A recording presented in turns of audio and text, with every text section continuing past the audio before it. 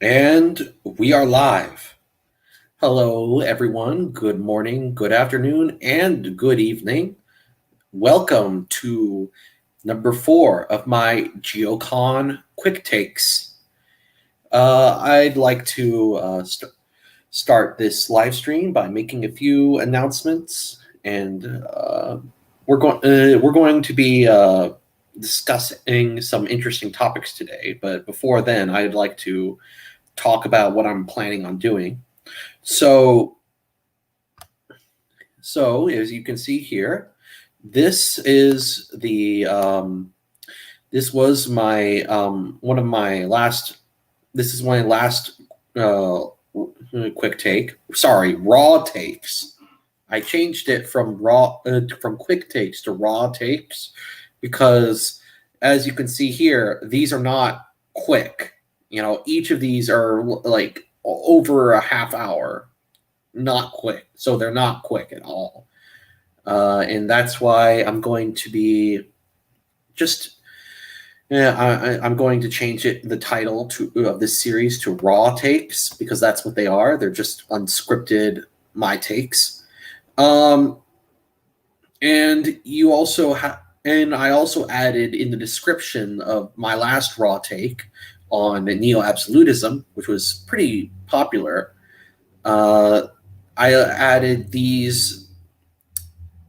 I added these. These are resources that you can go to if you want to learn more about the ideas I talked about in that live stream. Because in that live stream, I talked about like the bare minimum of what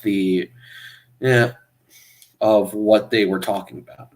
And if you want to have something else, you also have this generative anthropology. This is a generative anthropology little thing, a playlist that my friend Aris has made. You can check that out. And finally, if you look up, there's a channel, Narmal. You look at this, Narmal. He is a neo-absolutist who is basically just doing all kinds of interesting things on his channel. He talks about neo-absolutism and generative anthropology. Great stuff. Highly recommend his channel. So yeah, that's that. So where was I? Oh yes. I'm going to be talking about today the incoherence of social secular liberalism and specifically its ethical views. If you recall, I had a previous episode where I interviewed one Renaissance man, in which Renaissance man and I discussed the ethical concerns of atheists, ethical attacks on Christianity. Because I felt, and I think he felt too, that these types of criticisms are in some way more prominent in the modern world than the sort of metaphysical or philosophical critiques, and that these arguments were more effective amongst the average layperson than the metaphysical critiques. And that sort of makes sense. Everybody has an intuitive sense of right and wrong inculcated into them by society. But, when it comes to something like metaphysics, most people's eyes just glaze over. And if they do have metaphysical views, they're very simplistic, like, oh, I believe in reincarnation, or oh, I believe only science can tell me is real, or something. Something very simplistic like that, and that's something that lacks the nuance of what analytical philosophers actually talk about.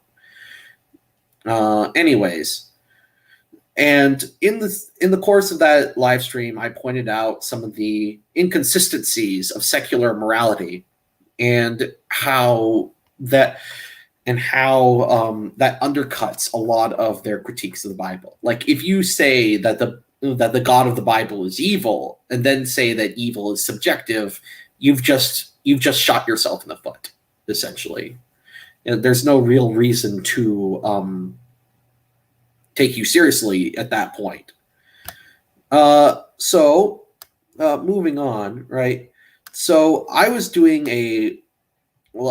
the context of when I decided to do this live stream was I was making a response video to Cosmic Skeptic. Now I already have one response video in the works about secularism. It's called My Problem with Secularism, and it's a response to his video called My Problem on Religion, or Why Secularism is a No-Brainer, in which he goes over his reasons for being a secularist.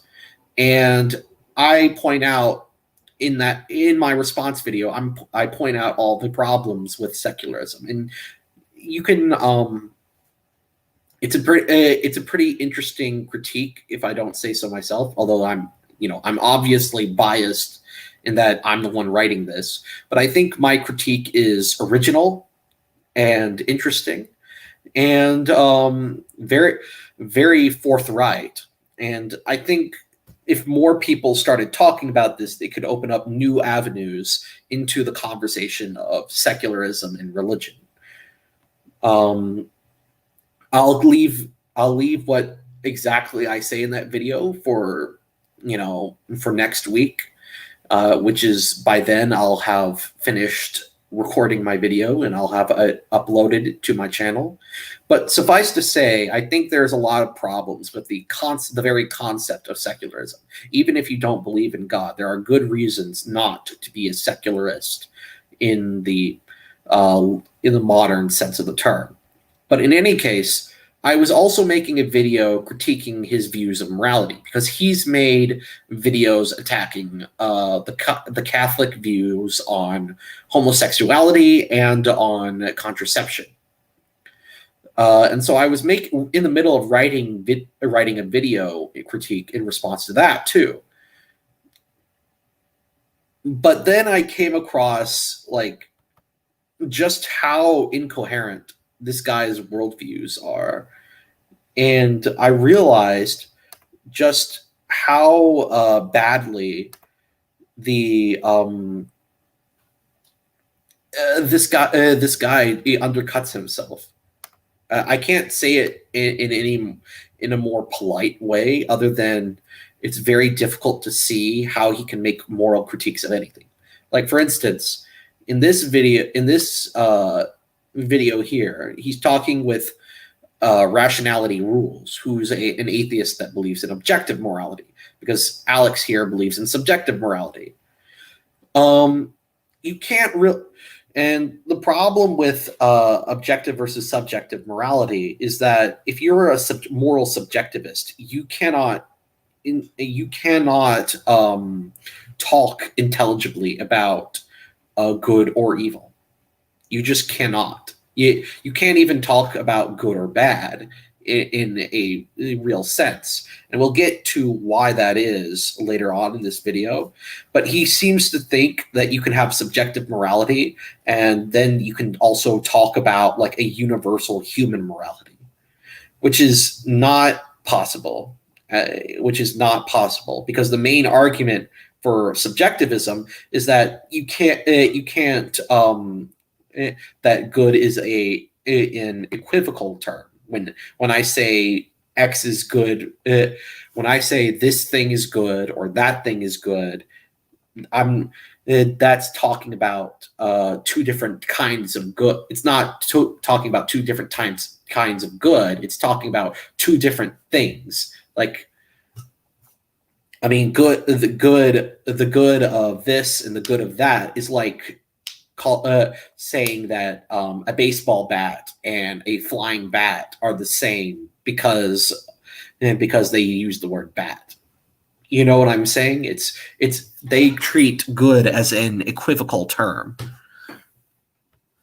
And that's why you can't talk about a universal human morality if you're a subjectivist, even if even if it was true that all human beings believed in the same ethics, which they don't really. Even if they do, but even if they did, you wouldn't be able to say that's good or not because the word good would become unintelligible in that context. And again, I will justify this in the coming later on in this presentation. But before that, I'm going to be talking about the what is it that sorry, hold on. Yeah, I'm going to be talking about what my views of what is good are. What does it mean to be good? What does it mean to be bad? How can we tell these things apart? Now I would go by Aristotle's definition of good and evil, in that the good for Aristotle is what people aim at. It's essentially to call something a good is the same as calling it a goal or something that fulfills a goal. And this and the, so the, in this sense, the goodness is inherently teleological. Now, what does that mean in practice? Well, what that means in practice is that, first of all, there isn't really a good and bad of inanimate objects, right? What does it mean to say that something has gone badly for a rock or a pool of water? What does it mean that for a rock or a pool of water to have, for things to go well for it, right? That doesn't even make sense in the English language. Things went well for this rock. How does that make sense? How can something go well for a rock? It can't unless you're trying to anthropomorphize and impose the qualities of living creatures onto that rock.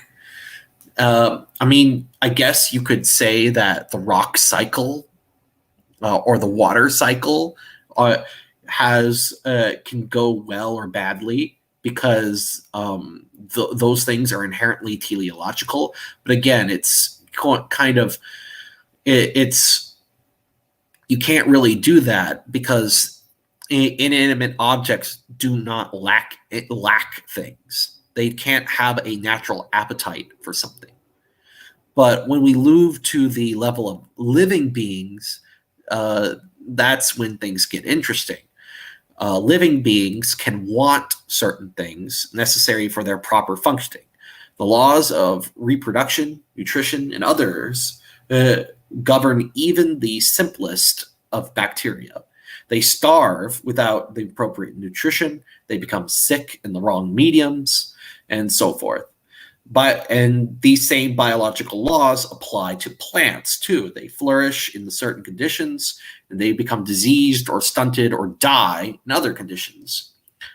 And indeed, the terms disease and health are related to this kind of goodness and badness. We'll come back to that later because that's going to be very important later on. So, when we get to the level of animals, things become more complex because while animals have the same laws of reproduction, nutrition, and reproduction,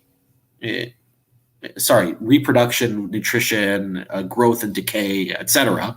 While they have those same laws, animals have more complexity to them. They can feel pain and pleasure. They can gain certain kinds of knowledge and learn skills. They can form elaborate social groups and so on. The laws that govern animals are still biological, but take in sensory and cognitive capacities that have no parallel in the plant kingdom. The more complex a creature is, the greater the number of ways it can go wrong. So, like, take a chimpanzee, right? So,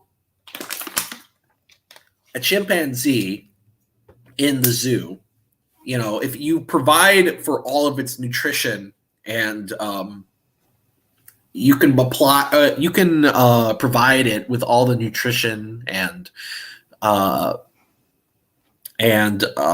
space to grow that you want.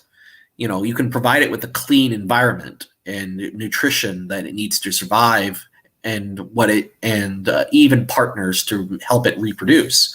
But there are certain aspects to them that can go badly, even besides those things. Like a chimpanzee could grow up without parents, and then as a result, their social abilities are malformed. You can cut chimpanzees off from being able to exercise, and as a result, they indulge in certain sexual habits that best not be mentioned on live streams, and so on. There's a kind of a psychological component as a result of the chimp having cognitive capabilities that plants do. By contrast, a plant wouldn't have. The needs of a chimp are more complex than the needs of a plant or a bacteria. And then finally, you get to humans. Humans are the most complex. They have all the same physical, chemical, and biological laws that govern their activities as animals. A person's digestion is good if it processes food and supplies it with its health-giving ingredients to the body, but it's bad if this process is impeded or damaged. But these processes are not under our control. Rather, they happen because the body has built-in systems whose purpose is to sustain our lives. But humans do have more than automatic natural processes, unlike animals. Each human being has a rational nature, and rationality comes with two faculties other animals don't have: intellect and will. So intellect is unlike the minds of lower beasts in that it is capable of reasoning about how you should live your life, and it's capable of ordering things so that he lives a certain type of life and spending time doing that, reflecting on how he wants to live and proposing things to yourself that are worthy or not unworthy. And this kind of thinking starts from the moment you're able to think. Like, from the moment your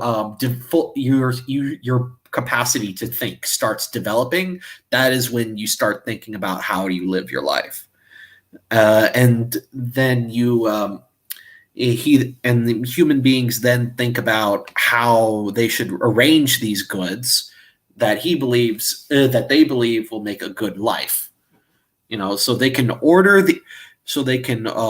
reflect on how things how he should live, and judge whether this way of living or that way of living is good, and then arrange these things in his mind accordingly. And the other capacity is basically the will. It's the ability to act upon the intellect's findings with free will. With will, a human being makes decisions about living by what his reason tells him to, tells them how to live. Sorry, I'm tripping over my words. With his will, man makes decisions about living by what his reason tells him is a good way to live, and he naturally acts on those decisions, or at least tries to. this is because he believes that living in the way his intellect tells him to live is the best way to appease his natural desires, his appetites. That's why he has that. That's why he's able to act on his intellect, and why he does act on his intellect. In other words, he believes that living in a certain way will fulfill him. And man uses his reason to learn about how the world works and acts on its deliverances to fulfill himself. Man is free to choose how to order his life, not only what objectives to pursue, but how best to achieve them. Men try to deliberate about ends and means by following their intellects. So, right. That's why we have free will, because we're able to order what is good. We're able to judge what is good in our minds and act on that. And this is to a certain extent independent of biological laws, because while biological laws do influence human rationality itself is an immaterial function. And we can get into why that is later, but suffice to say, the reason why that is the case is because whereas the biological instinct, animal instinct, and the animal mind is governed purely by biological laws, the human rationality is also governed by the laws of logic too. Right? Logic is something that the intellect takes into account when it functions. That's what makes things reasonable. So Aristotle says that every activity aims at some good, so there must be some common property among these goods that make them goods. This property, goodness, is what makes the good good. Given its relation to natural appetite, goodness must be the property that satisfies a thing's natural appetites. And this is where I would depart from subjectivists, right? Because a moral subjectivist, when they talk about goodness, they'll say one of two things. They'll say that first, what we call good is subjective because each thing can call something good, right? So a lion thinks from the point of view of the lion, eating the gazelle is good, but from the point of view of the gazelle, the lion eating the gazelle is bad, right? There is this fundamental disagreement. Something can't be good and bad in the same sense, and therefore the lion's sense of goodness and the gazelle's sense of goodness must be different, and so this does rule out a univocal.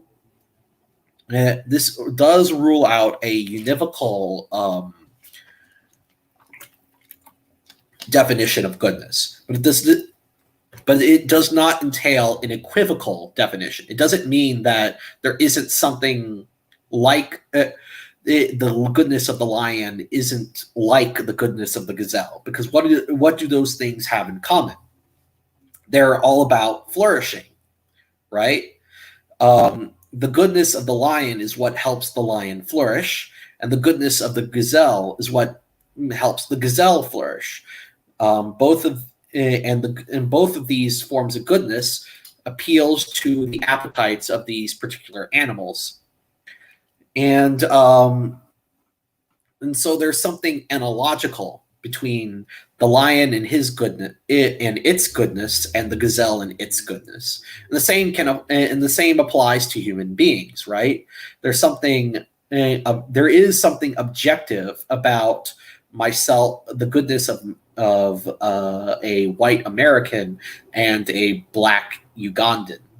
Right? There is something in common, even if we have different desires. We, I mean, move aside from the fact that we're both humans, and therefore a lot of our desires will have overlap in that sense anyway.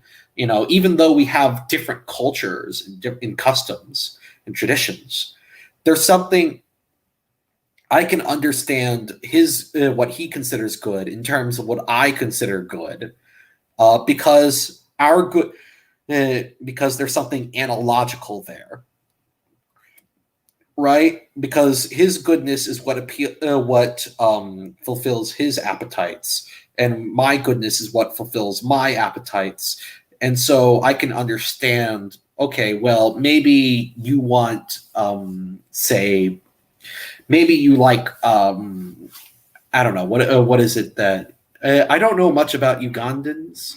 What do they want? Let's say they want. Let's say that he wants pottery and I don't want clay pottery. Well, I can understand his desire for clay pottery in terms of my whatever I desire, right?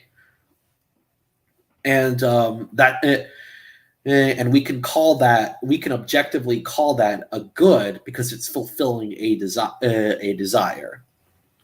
Now, that said, there's a second mistake subjectivists make, and that is the mistake of thinking that what is good is just whatever appeals to you. Like my desiring it, the subjectivist would say that my desiring the thing is what makes it good, whereas an Aristotelian would say, no, that's the other. It's the other way around. The fact that it is desirable that makes it good, and there's a clear difference, right?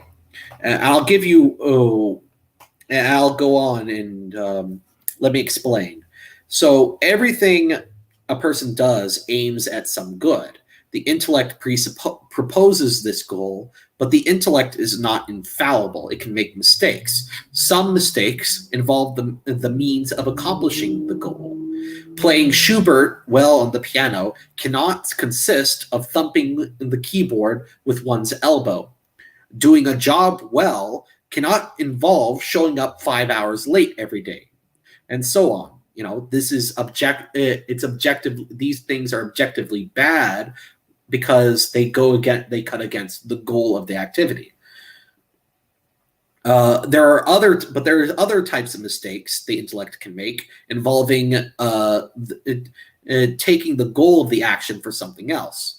For instance, if you were to think that the goal of eating was just to swallow as much food as possible, you would be wrong, because teleologically speaking, the activity of eating is meant to provide us with nutrition, not just help us swallow as much food as possible. Similarly, the goal of studying cannot only be to know enough to make a lot of money. It has to be knowledge, because studying is inherently aimed at knowledge. It is the goal, and it doesn't really matter if what we intend. These are the inherent goals of that activity. It is the goal of moral education to remedy this lack of knowledge. There is also another type of error that can happen, and this is more of an error of the will than the intellect. It is choosing not to do good. Not every choice not to do good is evil. Food is good, but I can choose at a given time to read a book instead of eating. Rather, evil is any lack of something necessary for a thing's fulfillment. While it is impossible and common for people to choose evil over good, they cannot choose evil because it is evil. Rather, an evildoer does evil because the thing chosen brings with it some real or apparent good. The evildoer decides to trade off against the evil itself, or else he sees the chosen thing as a good instead of an evil. For instance, the man who chooses to eat fast food may do so because he prefers the convenience of fast food. He might damage his health on purpose, but he only does so because he prefers to work longer hours and not dedicate extra time to finding healthier food. Right? So among the different activities that this is the so yeah, that's the why subjectivism is wrong, because there are facts of the matter about about the correct means of achieving some end and what ends you should achieve. Now, there's one activity that all human beings do, and that is living. By living, I don't mean automatic processes, but full, conscious, reasoned living of our lives. As it is an activity that aims at the good, we can live well or badly. For human beings, to live well requires a host of complex activities that mark out our lives. Morality concerns the study and elucidation of how to live well. It concerns ourselves with what are good and evil actions, choices, and motives. Right? So that is what morality is. Morality is about a specific activity in living and how to do it well or badly. So what do we mean by living well? Well, philosophers have a variety of opinions of how to live well, but I follow a guy named David Otterberg who says that living well entails having certain goods and living according to the virtues. So there are certain types of goods that people need in order to live well. There are six of them. The first one is in order to live well, you need life in the narrow, and by life I mean the narrow biological and physiological sense of the word. It encompasses biological, healthy, and integrated existence, and the many physiological processes and operations that continually take place or are capable of taking place to maintain or restore the body to optimal functioning. The good of life encompasses such subgoods as proper diet, exercise, fresh air, and resting. Loss of body parts is bad for the individual, as is disease, too much stress, overwork, loss of energy, and so on. Thus, it is good for a person to attend to all these and other factors necessary for optimal existence. And the good of life is necessary to the achievement of other goods, because if you're unhealthy, you can't pursue the other goods as well as you could if you were healthy. The second good is knowledge, which is the truth. That is the truth, the object of our intellects. Human beings are curious by nature. They're always looking for newer and better ways to solve problems, to understand themselves and the world around them. There's nothing now, I'll make this clear, there's nothing necessarily academic, pretentious, or high-flown in the concept of this good. Even people who need little in the way of specialized knowledge, even people who have little knowledge of the world around them and don't care about lofty intellectual pursuits, they still have to know a lot, both in quantity and quality, to get on even minimally. You have to at least know. We couldn't live a good life in general without knowledge of what is a good life, at the very least. So while many people's pursuit of knowledge does not extend into loftier zones, many others do, and one need hardly remark on the ability of individuals to reach such sublime heights of intellectual effort. Knowledge requires understanding the how and why of things, as well as the what, when, and where they are. Also, we must have knowledge of the good itself. Like I said before, you have to have, at the very least, you have to have knowledge of what is good and what it means to be good in order to pursue the other goods. The third good is friendship, which is deriving from our nature as group oriented or social animals. People are not natural loners in the sense of eschewing all attention from an interest in others. Everywhere and in all times, people have come together and stayed in groups, united by one or more features. This good encompasses fellow feeling, the extended family, and self-governing community. Friendship can assist the promotion of other goods through collective action. So we're starting to see a theme here in that these goods are, each of these goods are connected to other goods and help, and they form a kind of a net effect.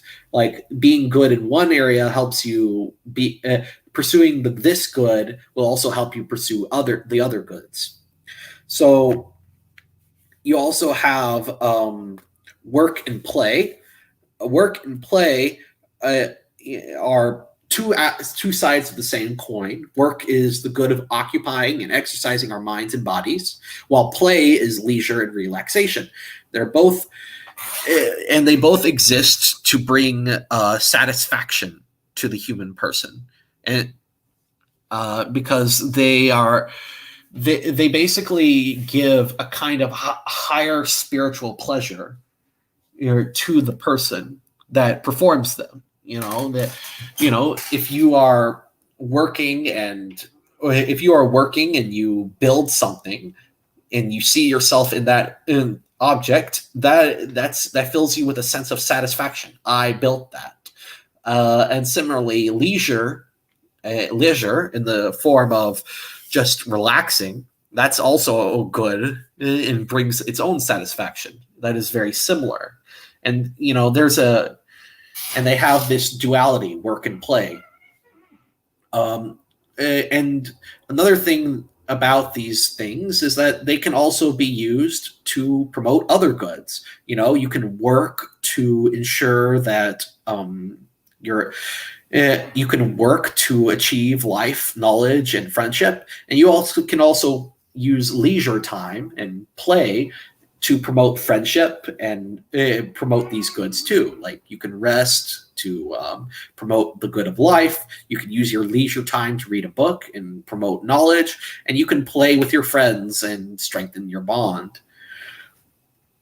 There's finally their fifth good is the appreciation of beauty, and this is one of the highest appetites of the mind.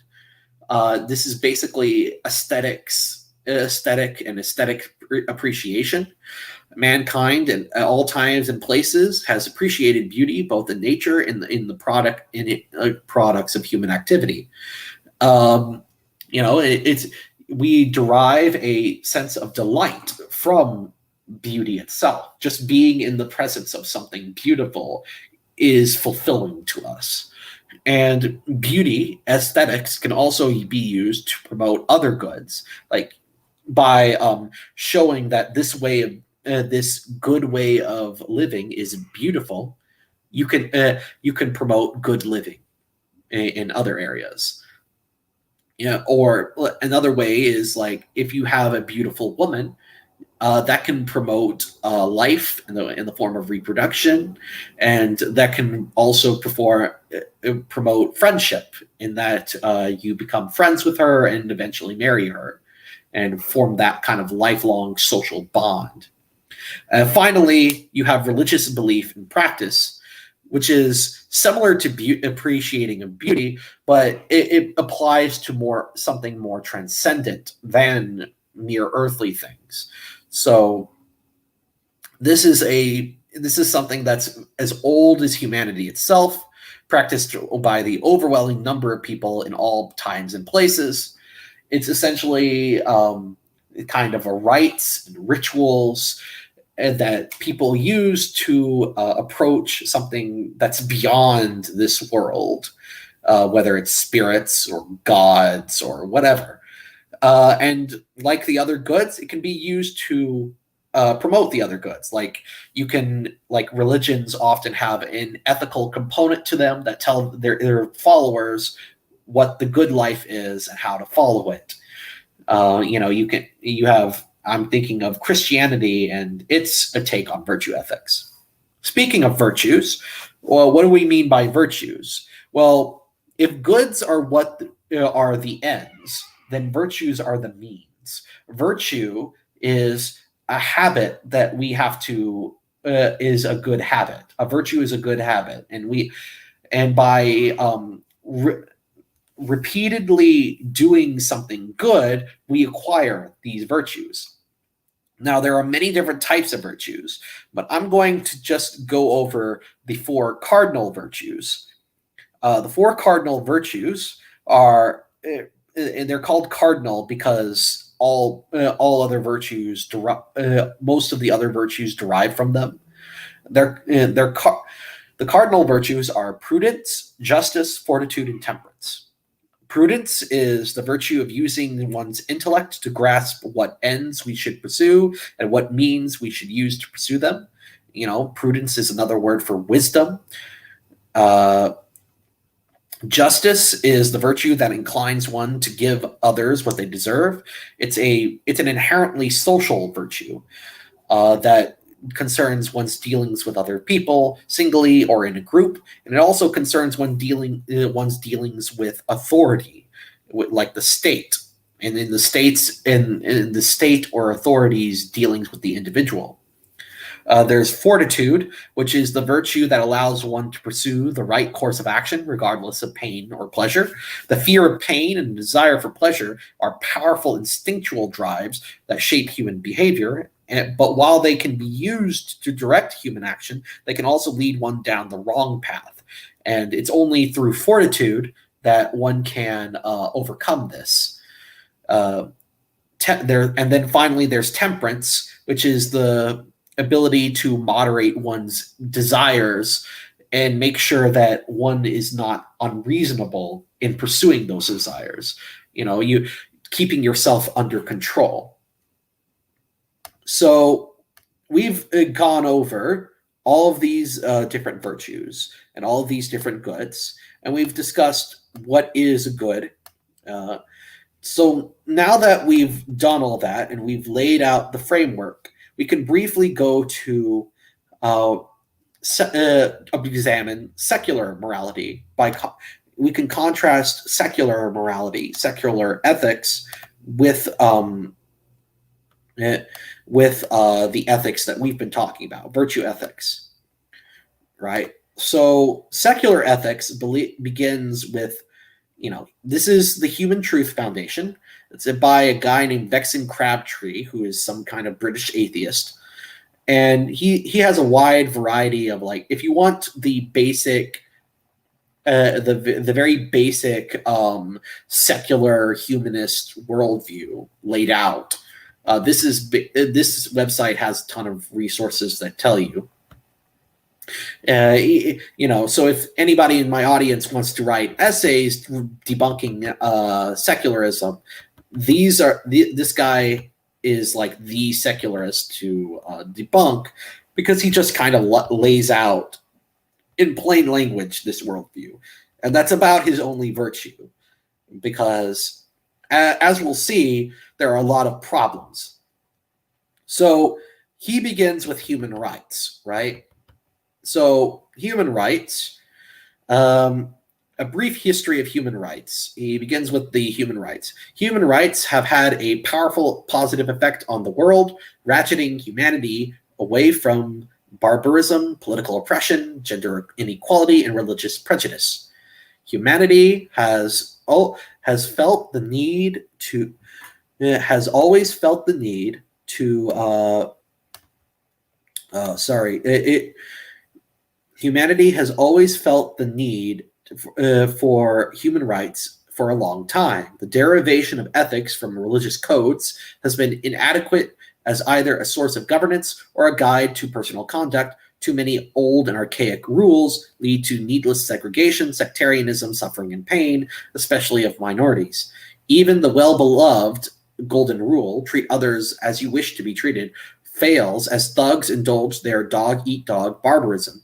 Many have built secular, non-religious frameworks. Immanuel Kant theorized on the categorical imperative, but this requires everyone spend an inordinate amount of time indulging in long-term strategic thinking when making moral choices. John Stuart Mill in the 18th century constructed his underappreciated utilitarian ethic, but the most successful secular work in this area by far is the push for human rights.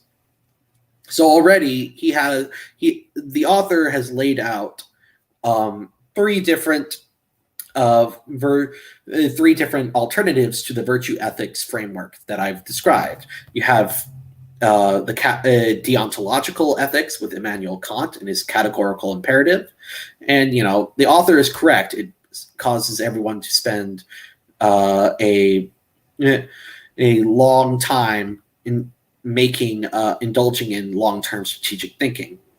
Then you have John Stuart Mill in the 18th century utilitarian ethics.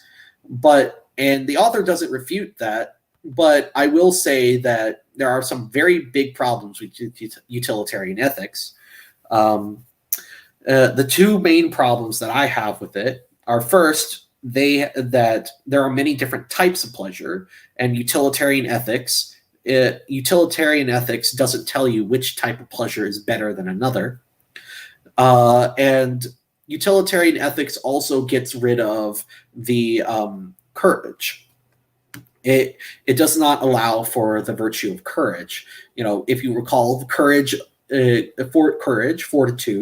it allows you to resist pleasure and pain, the fear of pain and the pursuit of pleasure, in order to create a better life for yourself.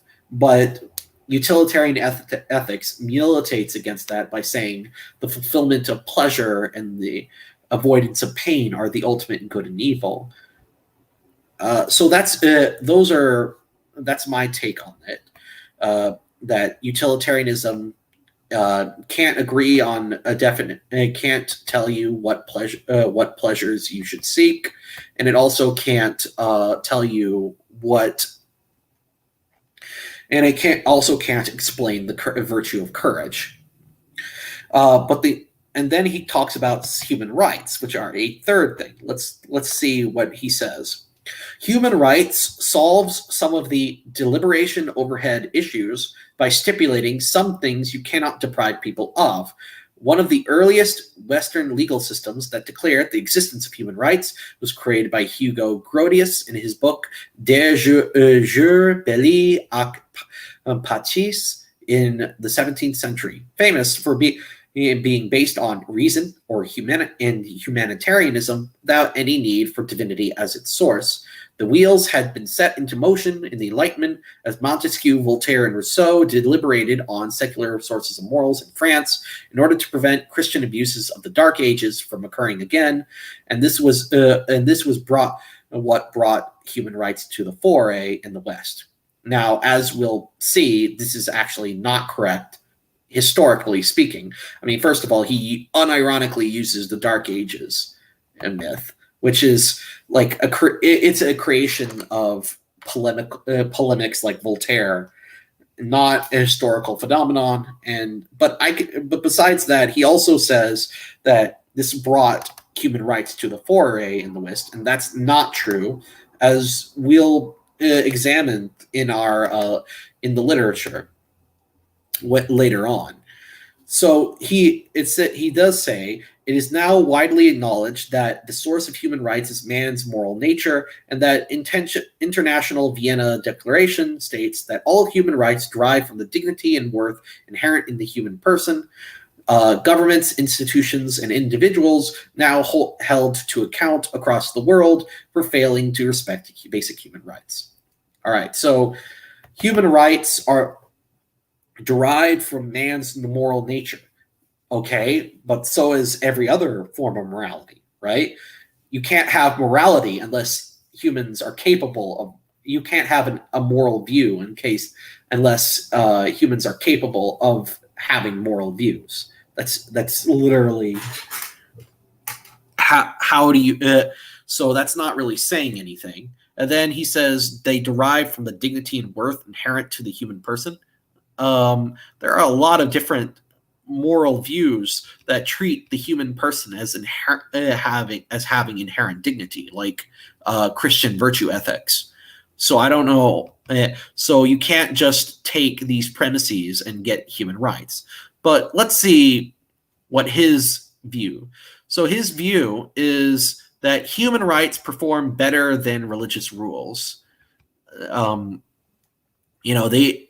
If secular human rights approach is correct, if it engenders good morals and civility and progress, then there should be statistical evidence. We can detract from this, as there is such evidence. And so he talks about how countries that respect human rights get better scores in different things, and he has an index. Okay, well, let's see what he thinks constitutes a good society. What is the best country in the world? An index of morality, conscience, and good life, right? So we can see here that his view of what the good life is circular, right? Because, he justifies secular human rights in terms of engendering good morals and creating a better society. But what is a better society? Something that respects human rights. That's one of the criteria. You can't really, so this is circular reasoning. You can't have this is circular reasoning. This is nonsense on its face. If you remember the Renaissance Man live stream, he points out that even in here, it's circular because, barbarism, that's a meaningless word. Who's a barbarian? Political oppression, again, that depends on your definition of oppression. I'm going to define oppression differently from him. Gender inequality is a thing that gender equality is parasitic on the notion of human rights. Like you need to presuppose universal human rights in order to have in order for gender equality to be intelligible, because otherwise what the heck are you talking about?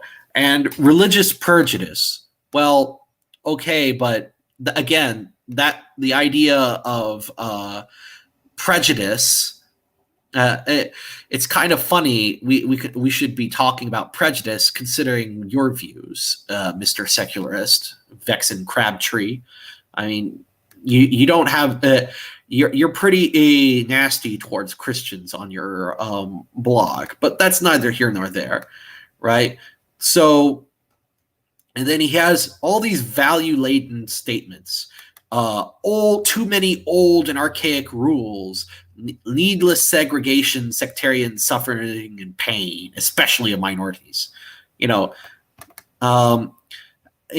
yet that is all of that presupposes your view of human rights. You're like, you can't justify something using this kind of circular logic. It'd be like if I were a Christian and I were to cite the Bible in order to prove that the Bible is correct. All right, you can't do that kind of circular reasoning. And this gets even worse when we talk about his moral views, because he is a moral subjectivist.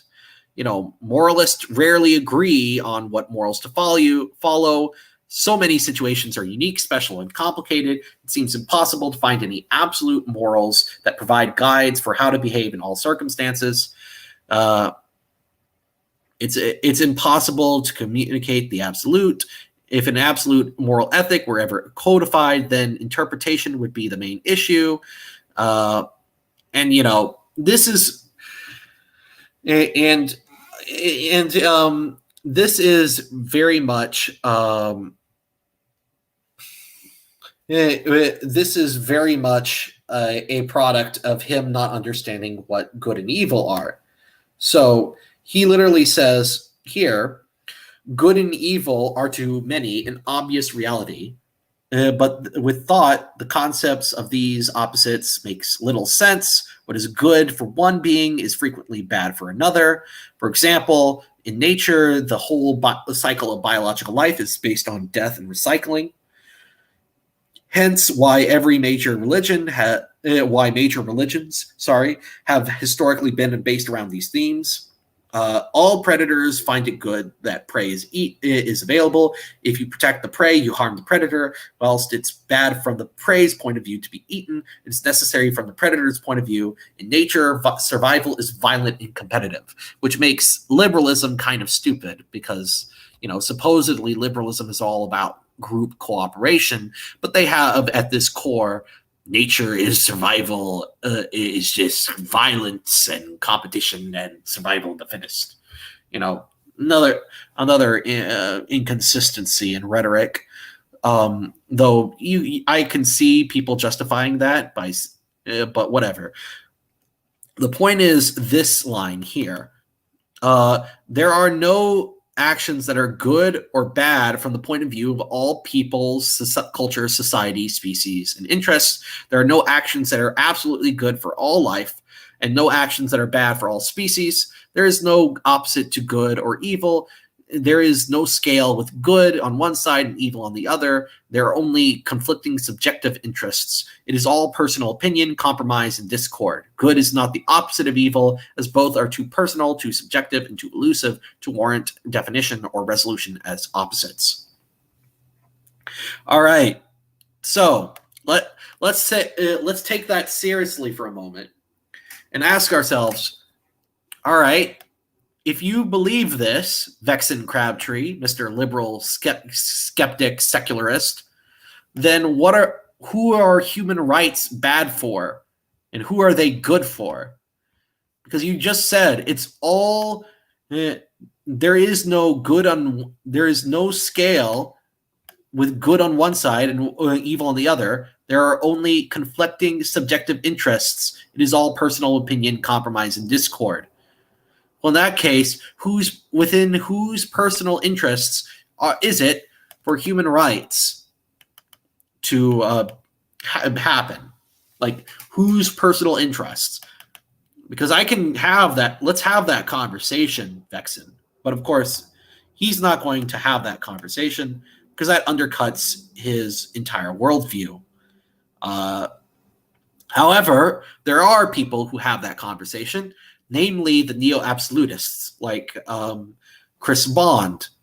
And I'll take a page from Chris Bond's book and there's a part in his book, Nemesis, about human rights.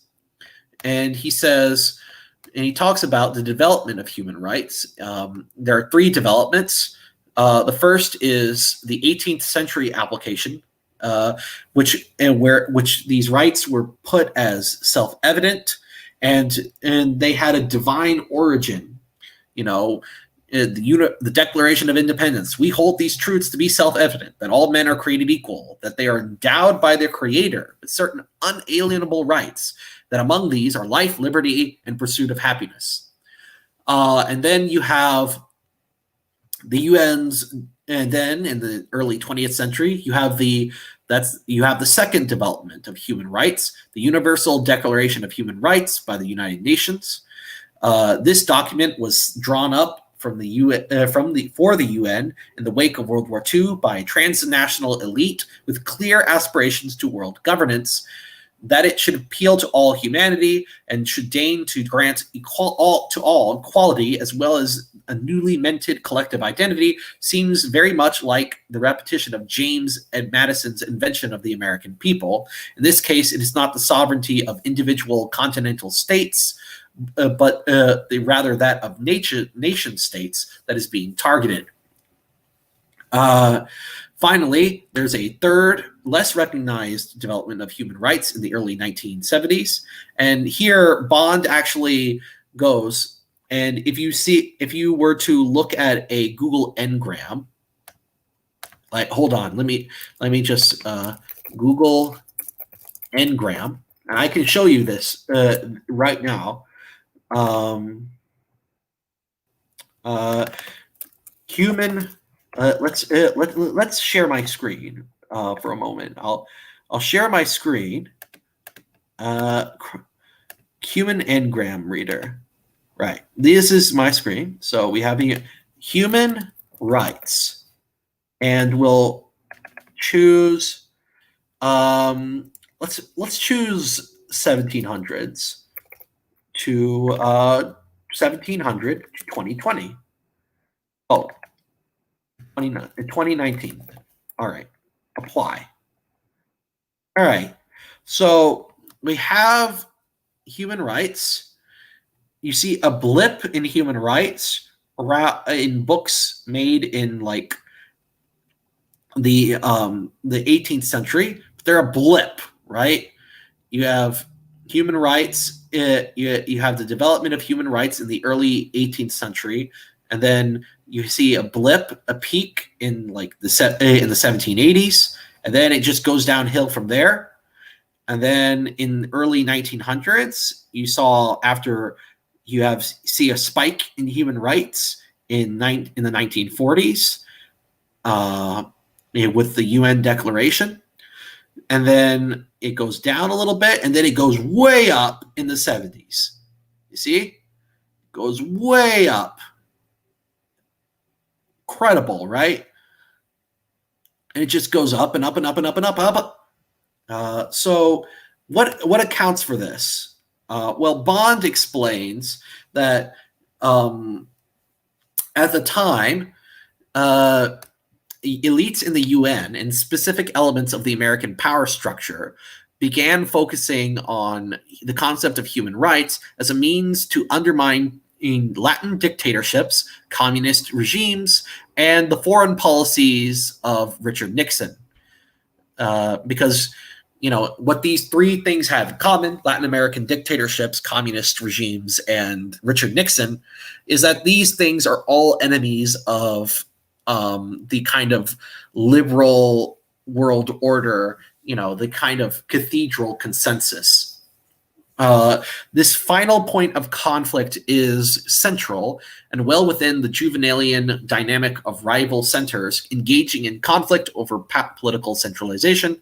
Human rights were not first devised and then implemented. They were raised to prominence by the needs of particular actors in the midst of conflict. Human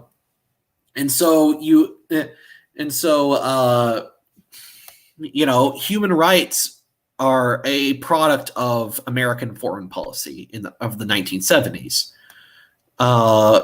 It's not that they thought of this. It's not that they thought of this thing and then implemented them.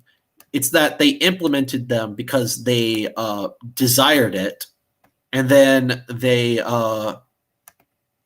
implemented these things because they desired it, and then they and they're just now, and they're still trying to come up with like a post hoc rationalization for this stuff.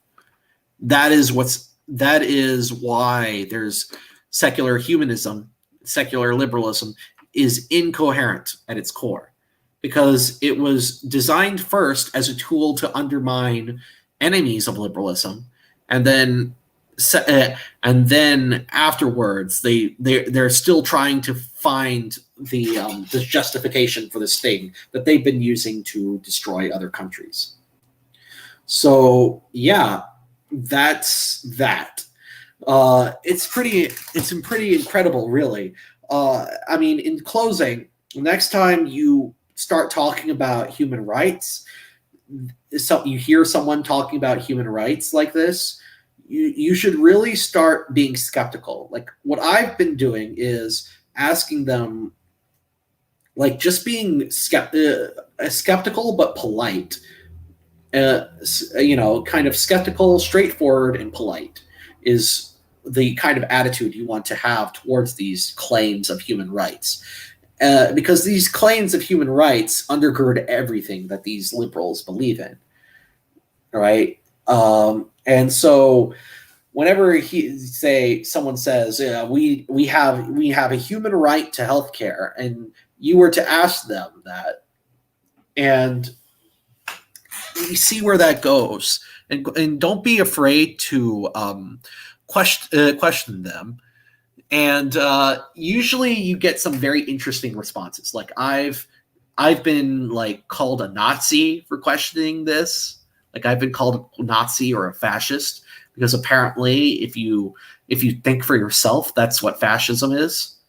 I don't know how they came to that conclusion, but yeah, that's one thing. I've gotten answers like from a utilitarian standpoint, like they justify human rights in terms of this is the best outcome. This creates the best outcomes, and that's not really a justification for human rights. And they have to go into an argument on utilitarianism, which has the kinds of problems that I pointed out earlier, namely, you can't differentiate between different types of pleasure, and you can't. It doesn't really tell you how much this, and it doesn't really account for courage or fortitude. So yeah, that's that, and I've also gotten the response. I've also gotten a very honest response of, well, we don't really know. We don't really know what the foundation for this is, which is, that's a fair response. And if you get that response, you should be rather polite. You should be polite to them, but you should also say, well, if you don't know why this is good, there's not really a good reason for you to be advocating this. I mean, what if it's bad? What if these things are bad? I mean, human rights have been used as a pretext for undermining the sovereignty of different nation states by these kinds of by this kind of liberal establishment. I mean, is that a good thing? Do you want this to happen? Maybe you do, but you have to give an objective argument. You can't just let human rights, a declaration of rights and a discussion of rights be the beginning and end of the conversation. You have to, because a discussion of rights is not a discussion. It's like, I want this, because like I said before, it's incoherent.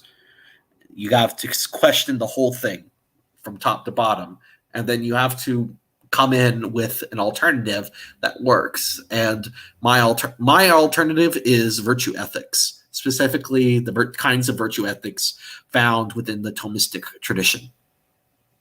All right. So I've been going on for more than an hour now.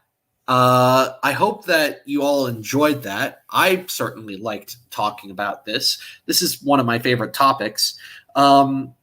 Like I said, I have a live stream tomorrow on political praxis for the right, what to do next in the light of recent developments. And I also, and that'll be fun.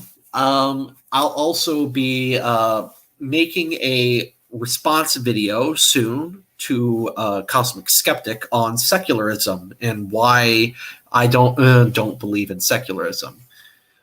So check those things out and look. I hope you look forward to it, and I'll see you later. Have a good day.